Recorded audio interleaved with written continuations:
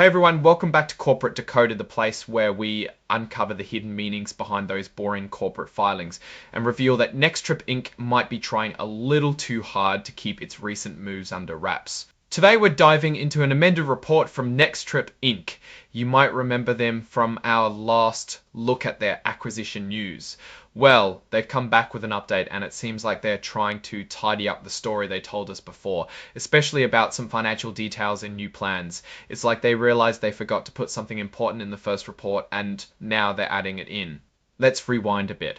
Back in April, NextTrip announced they completed a big acquisition, buying a company called FSA Travel. They bought a little over half of it first, and then later bought the rest to make it a fully owned subsidiary.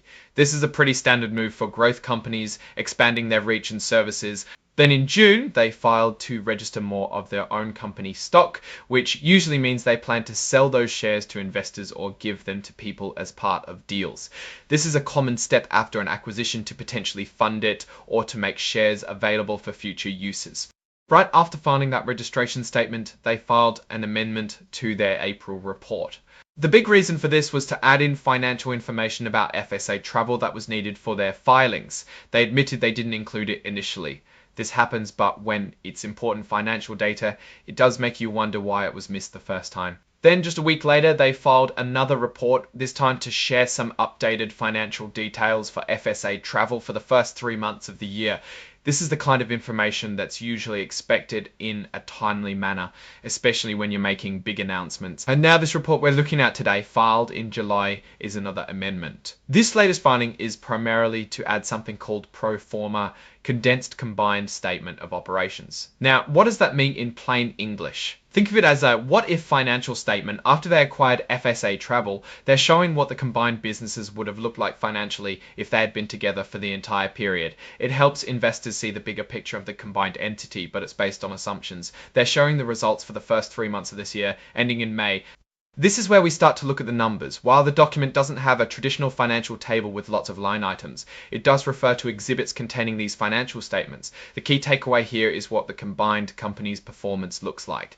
Since we're talking about the first 3 months ending May 31 and they already reported on the first 3 months ending March 31st, this update is to show the combined picture and likely to include more recent FSA travel data.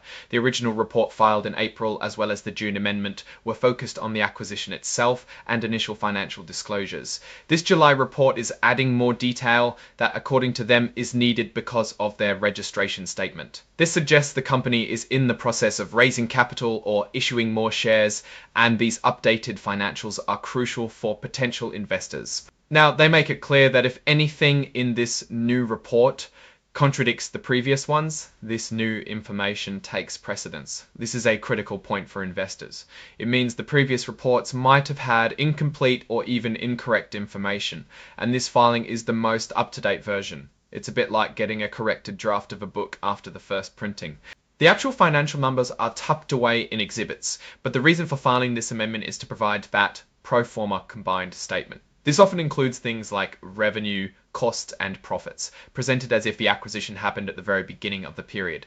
It's a way to give a cleaner view of the ongoing business. However, since this is an amended report, the initial presentation of these financials in prior filings might have been incomplete. The timing of these filings and the fact they are amendments suggests a busy period of regulatory compliance and strategic moves for NextTrip. Beyond the financial narrative of the acquisition and the need for more financial data, the report structure itself is standard for these filings. They list the exhibits, which are the actual financial statements and pro forma data. Exhibit 99.1 refers back to the financial statements of FSA Travel that were filed on June 30th, and Exhibit 99.2 is the new pro forma combined statement. And of course, the XBRL data is there for all the electronic filings. Finally, we have the sign-off. William Turby, the Chief Executive Officer, signed off on July 22nd, 2025.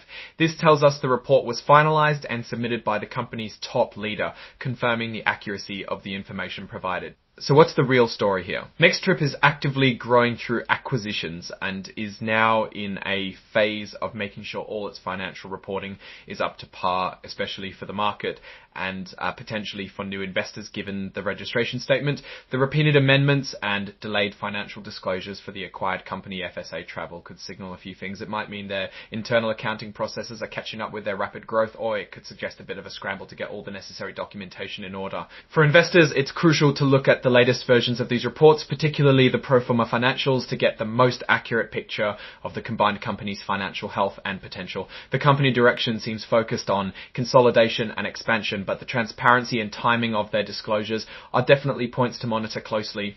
It will be interesting to see how this plays out as they integrate FSA Travel and potentially bring new shares to market